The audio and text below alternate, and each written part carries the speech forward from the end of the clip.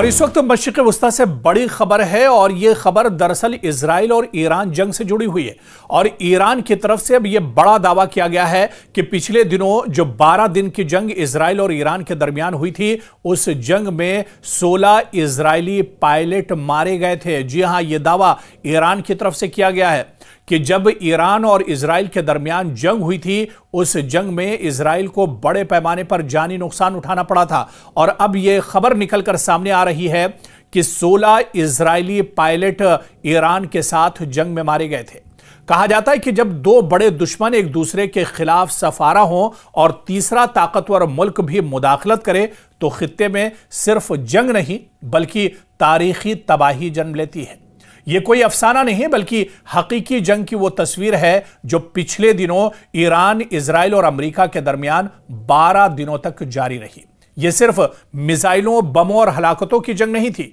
बल्कि यह इलाकाई ताकत के तवाजुन, आलमी कवानीन की पामाली और मीडिया पर पाबंदियों की एक खतरनाक मिसाल बनकर उभरी है। 12 रोजा जंग की शुरुआत दरअसल इजराइल के ईरान पर अचानक हमले से शुरू हुई, जो कि मुकम्मल तौर पर बिला इश्तियाल था। और इजराइल ने न सिर्फ अस्करी मकामात को निशाना बनाया ईरान में, बल्कि ईरानी फौजी कमांडर्स, एटमी साइंसदा और आम शहरियों को भी बड़े पैमाने पर इजराइल ने निशाना बनाया था। यह हमला दरअसल बैनुल-अक़वामी कवानीन के बरक्स था, जिसने खित्ते में एक नया भूचाल पैदा कर दिया। ईरान की जवाबी कार्रवाई हुई और उसने पलटवार किया, और यह पलटवार ऐसा था कि इजराइल इसे एक लंबे वक्त तक याद रखेगा। दरअसल ईरान ने इस जारहत का पूरी मजबूती के साथ जवाब दिया और 500 से ज्यादा मिसाइल इजरायली इलाकों पर एक साथ दागे गए और अहम तंसीबात जैसे हैफा की बंदरगाह, बिजली घर, रिफाइनरियां, तहकीकाती और रिसर्च मराकज बड़े पैमाने पर इजराइल के अंदर तबाह हुए। और जो बड़ी खबर निकल कर आई है कि 16 इजरायली पायलट भी ईरान के इस हमले में मारे गए थे। और आप देखिए कि मेजर जनरल रहीम सफ़वी ने बाकायदा दावा किया है कि बाज मिसाइलों ने इतना जोरदार असर डाला कि 3 किलोमीटर तक इलाके में जलजले जैसी तबाही हुई। यानी जिस तरह से ईरान ने हमला किया था, दरअसल इजराइल को इस बात का बिल्कुल अंदाजा नहीं था कि इजराइल जो कदम ईरान के खिलाफ उठाने जा रहा है, जिस तरह की लड़ाई इजराइल ईरान के खिलाफ छेड़ने जा रहा है, उसका इतना मजबूती के साथ जवाब ईरान देगा। और उसके बाद जब इजराइल के हमले के बाद ईरान ने जवाबी हमला किया, तो इजराइल एक तरह से परेशान हो गया, क्योंकि क्रूज मिसाइल और इसके अलावा आप देखिए कि रॉकेट और ड्रोन्स के जरिए से एक लंबा फासला ईरान से तय करके तल अवीव पर जाकर मिसाइलें गिरती थी और काफी ज्यादा तबाही होती थी। और इस बीच इजराइल के अंदर जो एयर डिफेंस सिस्टम था वो पूरी तरह से नाकारा हो चुका था। ईरान के कोई भी मिसाइल इजराइल का डिफेंस सिस्टम नहीं रोक पा रहा था और इसी वजह से इजराइल के अंदर काफी ज्यादा तबाही हुई थी। और आपको याद होगा कि महज ये जंग 12 दिन ही क्यों चली, ये जंग और ज्यादा खिंच सकती थी, लेकिन क्योंकि इजराइल का बड़े पैमाने पर नुकसान हो रहा था, इजराइल के बुरी तरह से पसपा हो रहा था, इजराइल की पोल दुनिया के सामने ईरान के हमले से खुल रही थी, ऐसे में फौरन अमेरिका की मुदाखलत होती है और अमेरिका फौरन जोर जबरदस्ती एक तरह से इस जंग को रुकवाने में कामयाब हो जाता है। नहीं तो इजराइल की जो पोल थी वो दुनिया के सामने एक तरह से खुल चुकी थी और जो अपने आप को सुपर पावर कहता था, जो ये कहता था कि दुनिया का सबसे अच्छा डिफेंस सिस्टम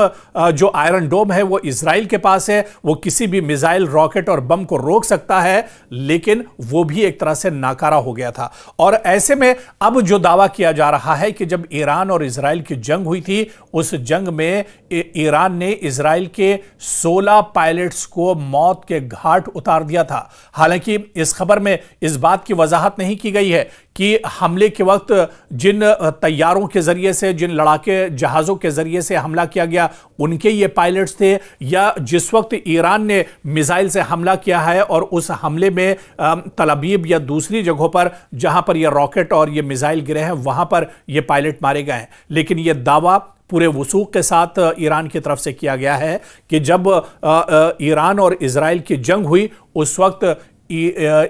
इजराइल के 16 पायलट मौत के घाट उतार दिए गए थे। यानी एक बड़े पैमाने पर जानी नुकसान इजराइल को हुआ था, क्योंकि 16 पायलट जो कि जंग के वक्त बहुत अहमियत रखते हैं, और इन 16 पायलटों का मारा जाना यानी इजराइल के लिए यह एक बहुत बड़ा झटका था। इसके अलावा जिस तरह से ईरान लगातार हमले कर रहा था, लगातार मिसाइल और ड्रोन्स के जरिए से अलग अलग इजराइल के शहरों पर हमले कर रहा था, ऐसे में इजराइल की हालत एक तरह से खराब हो गई थी। बेन्यामिन नेतन्याहू फौरन एक तरह से उन्होंने डोनाल्ड ट्रंप से राब्ता किया और इस जंग को रुकवाने की उन्होंने सिफारिश की। हालांकि उसके बाद अमेरिका बीच में आता है, सालसी करता है और यह जंग रुक जाती है। तो कहीं ना कहीं इजराइल को अमेरिका का शुक्रिया अदा करना चाहिए, क्योंकि अगर यह जंग कुछ दिन और चलती तो ईरान, क्योंकि दरअसल ईरान एक ऐसा मुल्क है जिस पर हमेशा से ही उसके हथियारों पर और उसकी जो जंगी सलाहियत है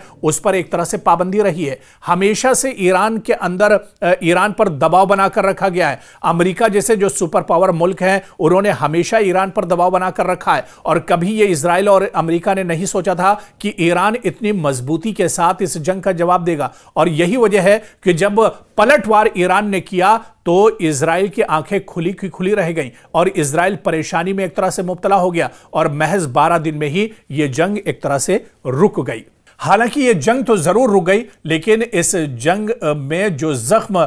इजराइल को दिए हैं वो जख्म जरूर एक तरह से एक लंबे वक्त तक इजराइल को याद रहेंगे। हालांकि इस जंग में देखा जाए तो ईरान का भी बहुत ज्यादा नुकसान हुआ था। कई बड़े साइंटिस्ट, कई बड़े फौज के सिपाही हैं, फौज के जो सिपह सालार हैं वो भी इसमें मारे गए थे। कई बड़े लीडर्स जो थे ईरान के वो मारे गए थे। लेकिन ईरान इजराइल के मुकाबले में ईरान का इतनी मजबूती के साथ जवाब देना, दुनिया भी दरअसल चौंक गई थी। और उसके बाद फिर जब ये जंग रुकी है और उसके बाद जब जो नुकसान हुआ था उसके बारे में जब तमाम चीजें और सच्चाई निकलकर सामने आई तो दुनिया एक तरह से और चौंक गई, क्योंकि इजराइल ने बहुत कुछ इस जंग के बीच में खो दिया था। इजराइल का इस जंग में बड़े पैमाने पर एक तरह से नुकसान हुआ था, और इसी वजह से माहिरीन का यह मानना था कि जो ईरान की ताकत थी, क्योंकि ईरान करो या मरो की सिचुएशन में एक तरह से आ गया था, और ईरान ने यह कहा था कि ये एक तरह से उसकी आखिरी लड़ाई होगी और वो एक तरह से इजराइल का नामो निशान मिटा देगा, नेस्तो नाबूद कर देगा इजराइल से, और इसी वजह से पूरी ताकत के साथ उसने ये जंग लड़ी थी। तो जंग तो खत्म हो गई, 12 दिनों तक ये जंग चली, जंग खत्म हो गई, लेकिन इस जंग के जो जख्म है वो इजराइल पर एक लंबे वक्त तक एक तरह से ताजा रहेंगे, और इजराइल की जो परेशानियां हैं इस जंग को याद करके हमेशा एक तरह से उसे परेशान करती रहेंगी।